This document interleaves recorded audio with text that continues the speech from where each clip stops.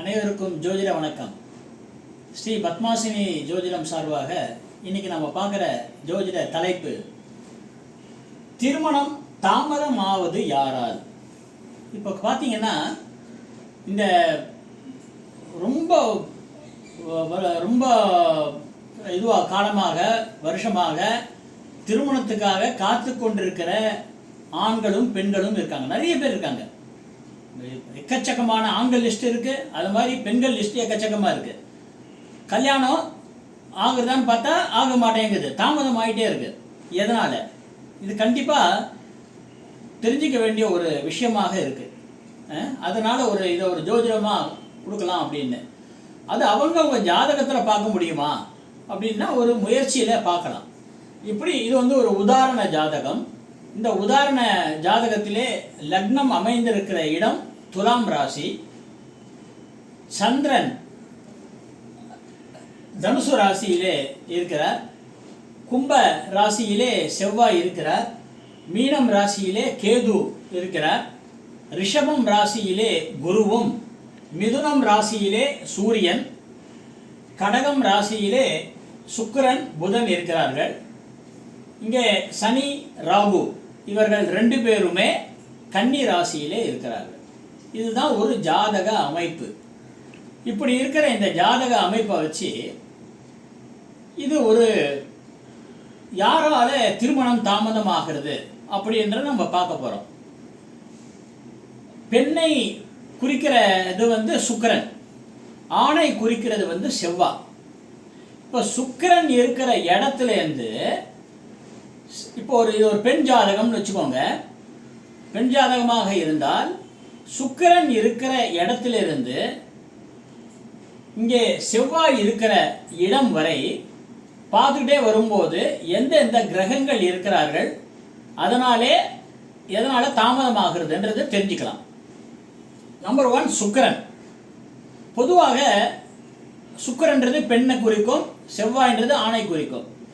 அவங்களுடைய விருப்பம் இருக்கணும் நம்பர் 1. அதனால தான் சுக்கிரன் செவ்வாய்ன்னு தனித்தனியாக சொல்லிட்டேன், முடிஞ்சிடுச்சு. இப்போ இது ரெண்டுத்துக்கு இடையில இருக்கிற கிரகங்கள் யார் அப்படின்னா புதன் இருக்கார். புதன் அப்படின்னா தாய்மாமன் உறவு, தாய்மாமன் உறவு. இப்போ வேற எங்கேயாவது நிச்சயம் பண்ணால் தாய்மாமன் தன்னுடைய பிள்ளைய கட்டிக்கணும், தன்னுடைய பொண்ணை கட்டிக்கணும் அப்படின்னு விருப்பப்படுவாங்க. அதனால அவங்க யாராவது இருந்தாங்கன்னா முதல்ல அவங்க கிட்ட நம்ம கேட்டுருணும், இதை மாதிரி உங்கள் பிள்ளைய என் பொண்ணுக்கு கல்யாணம் கொடுப்பீங்களா, என்ன ஏதுன்றதை கேட்டுக்கோங்க. அது டிஃப்ரென்ஸ், ஏஜ் டிஃப்ரென்ஸ் எல்லாம் பார்த்துட்டு ஃபஸ்ட்டு அட்டெம்ப்ட் அதை நீங்கள் செஞ்சிடணும். இல்லைன்னா ஒரு மனதுக்குள்ளேயே அவங்களுக்கு ஒரு வருத்தங்கள் இருக்கும். அதனால முதல்ல இருக்கிறது புதன். ரெண்டாவது அடுத்ததாக இங்க பார்த்தா கன்னி ராசியில இருக்கக்கூடிய கிரகம் சனீஸ்வரர்.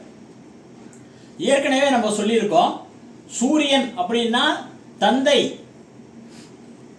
சந்திரன்னா அம்மா, செவ்வாய் அப்படின்னா இளைய சகோதரம், புதன்னா தாய்மாமன், குருன்னா வழிகாட்டி, சுக்கிரன்னா ஒரு பெண், சனி அப்படின்னா இந்த திருமண தகவல் மையம், இன்னொருத்தர் மூலமாக சொல்வது, இதெல்லாமே சனி. ராகு அப்படின்னா இது அந்நிய மொழி பேசுபவர்கள், அந்நிய நாட்டை சேர்ந்தவர்கள், அந்நிய நாடு, அந்நிய மொழி, அந்நிய மாநிலம், வேற்று மாநிலம், இதெல்லாம் குறிக்கக்கூடியது ராகு. கேது அப்படின்றது கோவில். இப்போ இதில் எந்த கிரகம் இருக்கு அப்படின்னு பார்க்கும்போது இப்போ அடுத்ததாக நாம் பார்க்கறது சனி. அப்போ திருமண தகவல் மையம் இல்லைன்னா வேற யாராவது அக்கம் பக்கத்தில் தெரிஞ்சவங்க அவங்களே நல்ல ஒரு ரிலேஷன்ஷிப் மனுஷங்க வச்சுக்கணும். இந்த ரிலேஷன்ஷிப் அக்கம் பக்கத்தில் இருக்கவங்ககிட்ட ரிலேஷன்ஷிப் வச்சுக்கலன்னா யாராவது விசாரிப்பாங்க, இந்த பொண்ணு எப்படி, இந்த பையன் எப்படி அப்படின்னு. அப்போ என்ன பண்ணுவாங்க, இல்லை இது அவ்வளோ நல்ல இடம் இல்லைங்கன்னு சொல்லிட்டாங்கன்னா போச்சு. அதனால இந்த சனி அப்படின்னு சொல்லும்போது இந்த அருகில் இருப்பவர்கள், தெரிந்தவர்கள், திருமண தகவல் மையம், இதெல்லாம் நாம் கணக்கில் எடுத்துக்கணும். ஸோ திருமண தகவல் மையம் அப்படின்னு பார்க்கும்போது நிறைய திருமண தகவல் மையங்கள் இருக்குது. ரிலையபிளாக இருக்கிற திருமண தகவல் மையம் எதுவோ அதை பார்த்து செயல்பட்டு அதுக்கேற்றபடி பாருங்கள், முயற்சி செய்யுங்கள். ராகு ராகு அப்படின்றது என்னன்னு கேட்டால், இப்போ சொன்னோம் வேற்று மொழி பேசக்கூடியவர், வேற்று மொழி பேசக்கூடியவர்களாலே இருக்கலாம். இல்லைன்னா இந்த பெண்ணுக்கு மாப்பிள்ளை வந்து வெளிநாட்டில் இருக்கணும். ரிலேஷன்ஷிப் வந்து பார்த்தீங்கன்னா வரக்கூடிய கணவர் இல்லைன்னா வரக்கூடிய மனைவி வெளிநாட்டில் இருக்கணும் அப்படின்னு நினைச்சி, அது ஒரு எண்ணம், அது ஒரு ஆசை. அந்த ஆசை வெளிநாடுன்ற மோகம், அந்த காரணத்தினாலேயே நிறைய திருமணங்கள்லாம் தடைபட்டு போகிறது. அப்படின்னா ராகு அப்படின்னா பிரம்மாண்டம்னு அர்த்தம். பிரம்மாண்டம் அப்படின்னா சேலரின்னு வச்சுக்கோங்க. ஒரு குறிப்பிட்ட அமௌண்ட்லேயே கூட குடும்பம் நடத்தலாம். ஆனால் நிறைய பெண்கள் வீடு, பெண்களை பெற்றவர்கள், அது மாதிரி பையனை பெற்றவர்கள், இவர்கள் ரெண்டு பேருமே, நான் ஒருத்தர் குறை சொல்லணுன்றதுக்காக இல்லை, அதாவது பணம் இது வந்து போரலை, இது போராமல் இருக்குது அப்படின்ற ஒரு எண்ணம் இல்லாமல் அது செயல்பட்டால் கண்டிப்பாக சீக்கிரமாக திருமணம் நடக்கும். இந்த பிரம்மாண்டம்ன்றது என்ன ஆகுது, எனக்கு வருஷத்துக்கு நிறைய லட்சங்கள், பல லட்சங்கள் இருந்தால் தான் கல்யாணத்துக்கு ஒத்துப்பேன் அப்படின்னு சொல்கிறது. இதெல்லாம் வந்து உங்களுக்கு வந்து ஒரு குடும்பம் நடத்துறதுக்கு எவ்வளோ தேவை, அது இருந்தால் போருவே. எனக்கு இவ்வளோ இருக்கணும், அவ்வளோ இருக்கணும்.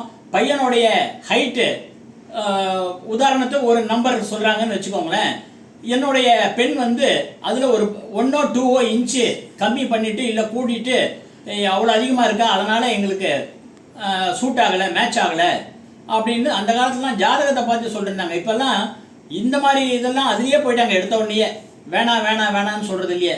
அதனால் கல்யாணம் ஆகணும் அப்படின்னா தயவு செஞ்சு இந்த 1 இன்ச்சு 2 இன்ச்சு அதெல்லாம் பார்க்காதீங்க. நிறைய பேர் வந்து உயரம், அதிகமான உயரம், குள்ளம் ரெண்டுமே, அதாவது மீடியமாக இருக்கவங்களும் இருக்காங்க.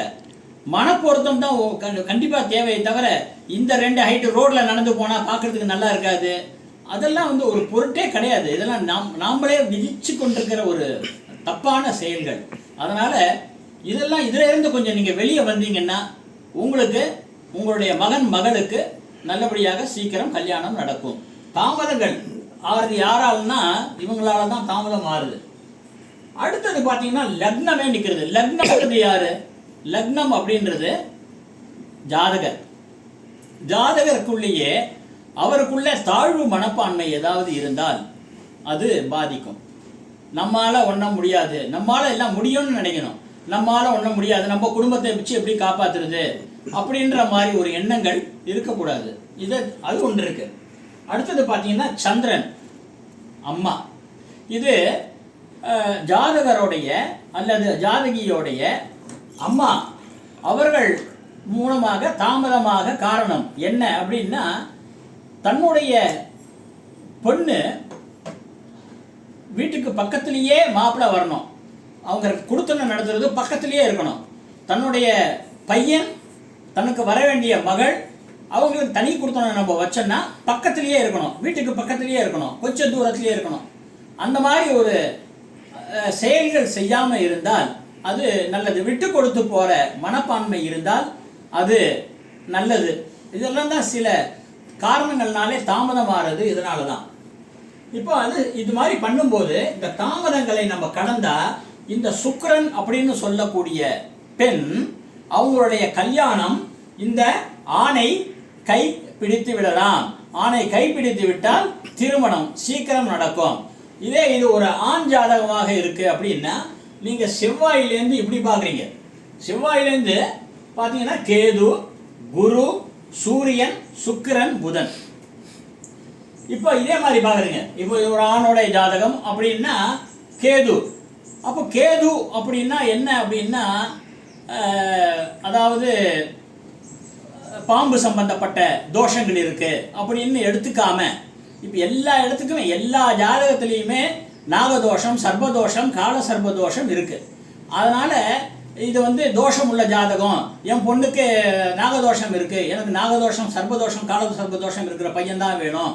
அதெல்லாம் நிறைய பேர் கல்யாணம் தவிர்க்கிறதுக்காக உண்டான வழிமுறைகள்லாம் பண்ணிட்டு இருக்காங்க. தயவு செஞ்சு ஒரு காலகாலத்தில் கல்யாணம் ஆகி உங்கள் பையனுக்கோ பொண்ணுக்கோ கல்யாணம் ஆகி ஒரு வம்ச விருத்தியை பார்க்கணுன்னு நினைத்தால் உங்களுக்கு சீக்கிரமாக இந்த கல்யாணம் நடக்கும். அடுத்தது கேது. கேதுன்னு சொல்லும்போது பார்த்தீங்கன்னா ஆன்மீகம், கோவில் இதெல்லாம் சொல்லக்கூடியது ஒன்று. அப்போ கோயிலுக்கு நம்ம ஏதாவது பிரார்த்தனை வச்சுருப்போம். ஏதாவது ஒரு கோயில், ஒரு திருப்பதிக்கு வெங்கடாஜலபதிக்கு வந்து நான் இந்த மாதிரி நடந்திருந்தா என் பொண்ணு இந்த பரீட்சையில் பாஸ் பண்ணியிருந்தா நான் அது செய்கிறேன் அப்படின்னு வேண்டியிருப்போம். அது செய்யாமல் இருந்தால் அது பிரச்சனையாக இருக்கும். அதனால் அதெல்லாம் நிறைவேற்றி விடுங்கள். அதே மாதிரி பார்த்தீங்கன்னா அடுத்தது குரு. குருன்றது ஒரு வழிகாட்டி. அவருடைய சாபத்தை வாங்காமல் இருக்கணும். பெரியவங்களுக்கு மரியாதை கொடுக்கணும். நல்லபடியாக அதை நம்ம செஞ்சுட்டு வந்தால் எந்த விதமான சாபங்களும் இல்லாமல் நாம் அதை தவிர்க்கலாம் அதுலேருந்து. அடுத்ததாக சூரியன். சூரியன்றது அப்பா, தந்தை.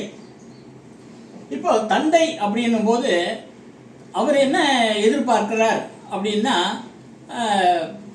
ஒரு திரைப்படத்தில் வந்து பார்த்தீங்கன்னா ஒரு பெண்ணுடைய அப்பா எனக்கு கவர்மெண்ட் ஜாப் தான் வேணும்னு ஒரு படம் பார்த்துருப்பீங்க நீங்கள்.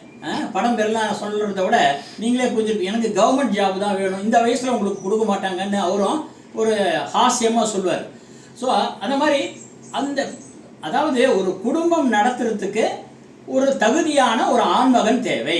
அவ்வளோதான் இருக்கணுமே தவிர என் பொண்ணு எம்டெக் படிச்சிருக்கா அதே மாதிரி எம்டெக் தான் படிச்சிருக்கணும், அதே மாதிரின்றது. நாளைக்கு கல்யாணம் ஆகி குழந்தை பிறந்தா அந்த குழந்தைக்கு இவங்க 2 பேருமே பாடம் சொல்லி தர போகிறது கிடையாது. அது டியூஷன் தான் வைக்க போகிறாங்க. அதுக்கு தேவையில்லாமல் இதுக்கு எம்டெக் படித்தவனுக்கு எம்டெக் தான் வேணும், பிடெக் படித்தவனுக்கு பிடெக் தான் வேணும், சிஏ படித்தவனுக்கு சிஏ தான் வேணும். இந்த மாதிரி இருக்கிறத தயவு செய்து தவிர்த்தால் நல்லது. அதெல்லாம் ஒரு சின்ன ஒரு அறிவுரை தான், அறிவுரைன்னு எடுத்துக்க வேணாம், ஒரு பாயிண்ட்ஸ் தான் இதெல்லாம். அடுத்தது பார்த்தீங்கன்னா அப்படியே இது பண்ணால் அடுத்தது சுக்கிரன். இந்த ஆண்மகன் இந்த பெண் கையை பிடித்து விடலாம் அப்படின்னு சொல்லி அவரவர்கள் ஜாதகத்தை நீங்களே பார்த்து நீங்கள் என்ன சீக்கிரமாக கல்யாணம் உங்கள் பையனுக்கோ உங்கள் பொண்ணுக்கோ சீக்கிரம் கல்யாணம் ஆகிறதுக்கு ஒரு நல்ல வழியை பார்த்து சீக்கிரமாக வம்ச விருத்தியை எல்லோரும் தயவு செய்து பாருங்கள். இப்போ காலத்தில் வம்ச விருத்தியை பார்க்கறது ரொம்ப கஷ்டமாக இருக்குது. அதனால் சீக்கிரமாக எல்லாம் வம்ச விருத்தியை பாருங்கள். ஒரு காரணங்கள்னால எனக்கு தெரிஞ்ச ஒருத்தர் சொல்கிறாரு, பல பெண்களுடைய அம்மா, பல பையனுடைய அம்மாக்கள் அப்பாக்கள், இது மாதிரி பொண்ணுடைய அம்மாக்கள் அப்பாக்கள், அவங்க வந்து சொல்கிற ஃபீலிங் பண்ணுற விஷயம் என்ன அப்படின்னா, நல்ல வேலை சார் நீங்கள் இந்த நேரத்தில் நீங்கள் பேசுனீங்க, என்னுடைய பொண்ணு வேலைக்கு போயிருக்கா, அவள் இல்லாத நேரத்தில் பேசுனீங்க, அவங்களுடைய சம்பளத்தில் தான் நாங்கள் வந்து லைஃப் ரன் பண்ணணும், சாப்பிடணும் கொள்ளணும் அதெல்லாம் இருக்குது. அதனால் எங்களுக்கு வந்து நெக்ஸ்ட் டைம் நீங்கள் ஃபோன் பண்ண வேண்டாம், அதனால் இப்போதைக்கு சும்மா மேட்ரிமோனியெல்லாம் நாங்கள் போட்டிருக்கிறது வந்து ஒரு இதுக்கு தான் போட்டிருக்கோம் அப்படின்றாங்க. பட் இந்த மாதிரி கேட்குறதுக்கு அவர் சொல்லும்போது எங்களுக்கு கேட்குறதுக்கு ரொம்ப கஷ்டமாக இருந்தது. ஏன்னா வம்ச விருத்தியை பார்க்குறது ரொம்ப நல்லது. ஒரு பேரனோ பேத்தியோ பார்த்து சந்தோஷப்படுறது அவ்வளோ ஒரு குழலினிது யாழினிது அப்படின்னு கூட திருவள்ளுவர் சொல்லியிருக்கார். குழந்தைகளை பற்றி குழந்தைகளை கொஞ்சறதுக்கும் குழந்தைகளை பார்க்குறதுக்கும் கொடுத்து வச்சிருக்கணும்.